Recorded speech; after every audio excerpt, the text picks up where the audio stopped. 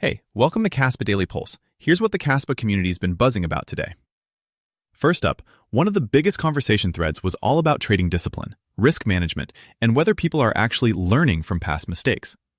One community member kept sharing updates on a more structured approach to trading, talking about hundreds of backtests, then saying they'd logged around 800 total, with a final version of the strategy they want to stick to.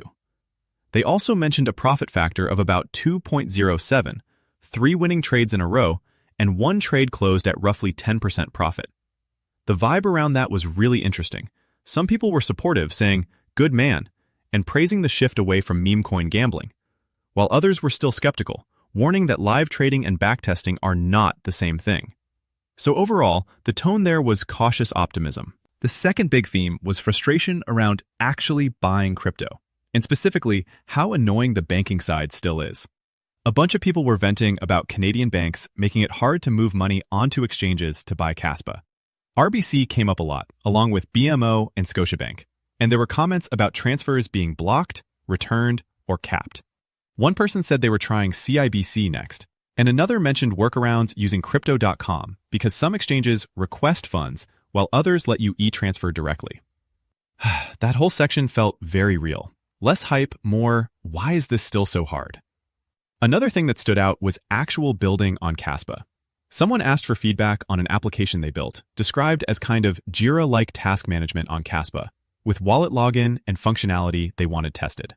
On top of that, there was some protocol chatter too, specifically that a covenant stack had been tested on TN12, with people saying mainnet testing would come after the hard fork. It wasn't a giant announcement drop or anything, but it definitely sounded like the community was paying attention anytime the conversation moved from price talk to actual tooling and infrastructure. And honestly, that always gets people's ears up. And finally, the broader mood? Mixed, but still weirdly resilient.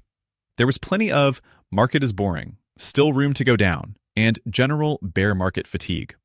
But at the same time, people were still saying things like, we're all still holding costs, calling it a strong community, joking about future milestones like 4 cents, and even asking others to vote for Kaspa on a Bitcoin Maxi account.